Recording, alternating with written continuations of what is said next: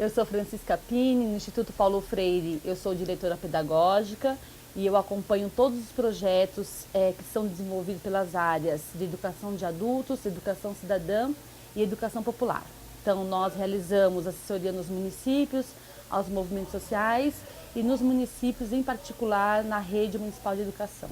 Eu sou assistente social de formação, eu fiz mestrado e doutorado em políticas sociais e movimentos sociais pela Pontifícia Universidade Católica de São Paulo, sou professora universitária e filiada à Associação Nacional de Pós-Graduados em Direitos Humanos, a ANDEP.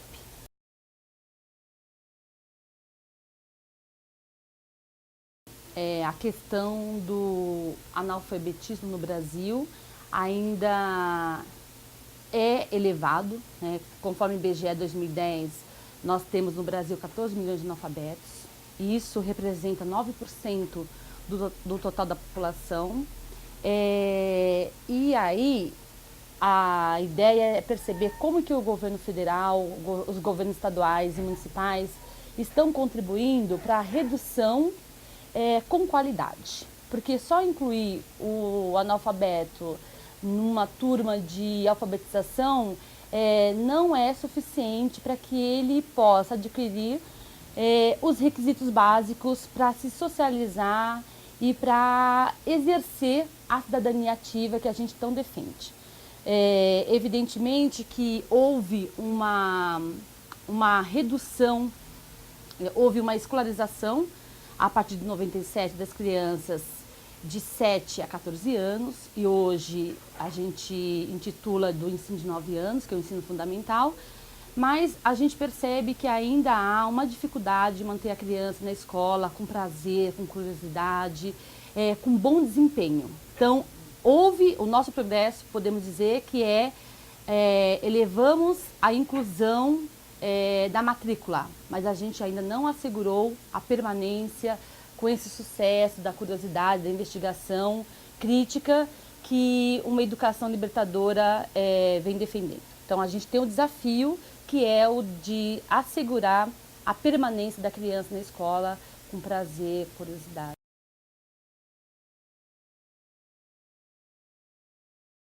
Bom, a educação é uma política pública e é um princípio e é um conceito em disputa, né? Então, existem várias concepções de educação em disputa e aí aqui a gente se coloca na concepção crítica de Paulo Freire, que é a educação libertadora. Então, essa concepção crítica de educação, ela assegura, sim, a permanência da criança com investigação, com curiosidade. A criança está na escola com uma intencionalidade. Então a escola, ao mesmo tempo que ela desenvolve o pensamento cognitivo, a questão relativa à ética, uma ética que reconhece no outro um igual, que ela também desenvolve na criança a corporeidade, ela desenvolve o uso de múltiplas linguagens, enfim, é essa educação que a gente entende que é uma educação que está voltada para a sociedade, para as relações humanas, para as relações sociais.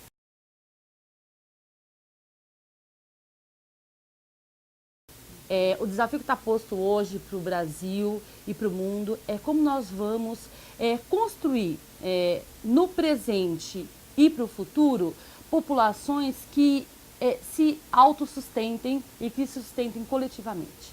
Então eu vou destrinchar isso melhor. A Unesco também finda agora em 2014 a década de uma educação para a sustentabilidade.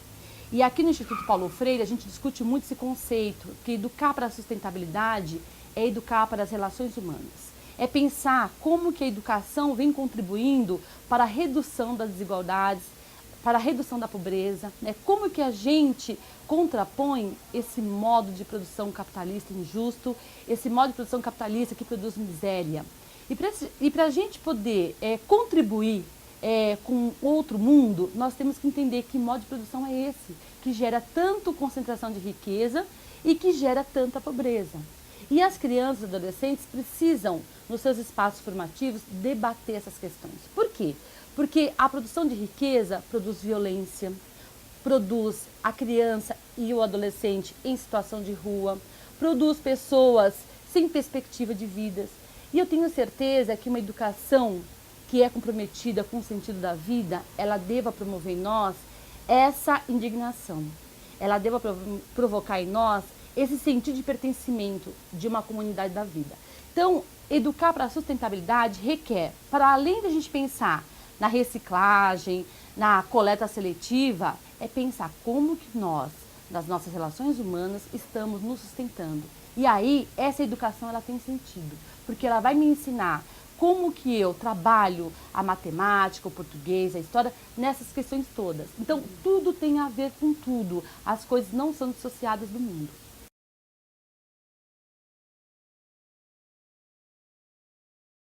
Eu estava, no início deste ano, em 2012, eu redigi um texto atualizando a discussão da educação popular.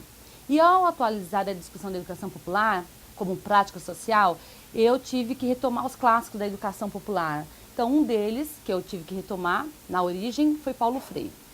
E ao retomar Paulo Freire, a Ivanilda Paiva, o Carlos Rodrigues Brandão, eu percebi que o analfabetismo que se tinha na década de 60, considerando os termos populacionais da década de 2000, da década primeira do século XXI, já estamos na segunda década, né, já estamos em 2012, eu percebi que em termos de populacionais, o analfabetismo continua igual. Isso me chamou muito a atenção. Por quê?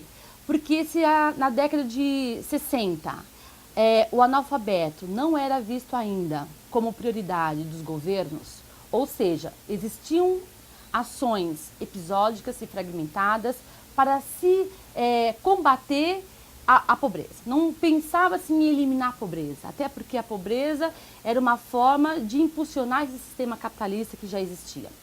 E aí, percebendo que Paulo Freire, já naquela época, começou a refletir, né, nos grupos que ele se encontrava com os trabalhadores, a questão da leitura do mundo, aí eu percebi o que a leitura do mundo de Paulo Freire tem a ver com a literácia. E aí, ao fazer essa leitura, eu percebi que ambos, há uma semelhança entre ambos, que é como que eu parto da realidade, desse conhecimento que eu tenho prévio, então ele dizia que a leitura do mundo precede a leitura da palavra. Ou seja, eu já tenho uma leitura do mundo, que é uma leitura do senso comum. E eu vou para a escola aprender a ler e escrever para que aquelas palavras me auxiliem a entender o mundo, ou seja, ampliar a minha visão do mundo.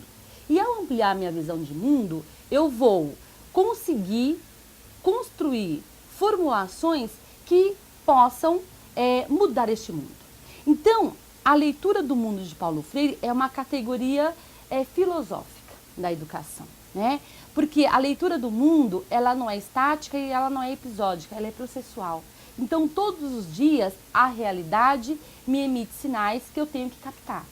E eu só vou captar se eu tiver algum repertório teórico, político, social, que consiga, né, que eu consiga me valer deles para que eu possa interpretar essa realidade, para que eu possa fazer essas leituras. E por que a gente lê a realidade? A gente lê a realidade para transformar a realidade. Então, quando eu percebi essa semelhança entre literácia e leitura do mundo, eu fiquei muito feliz, porque é isso mesmo, porque ler e escrever não basta, né? É preciso eu decodificar o que eu estou lendo, compreender o que eu estou lendo, e aí qual o sentido e o significado que eu atribuo a essa leitura. Agora, o componente diferente da leitura do mundo de Paulo Freire para outras questões é a politicidade. Então, tudo tem uma intenção. Eu não só leio a realidade para querer mudar para ficar melhor. Então, Paulo Freire dizia, eu quero mudar a realidade para que não haja tanta desigualdade, ou para que se elimine a desigualdade. Então, Paulo Freire tinha muita clareza no que ele defendia.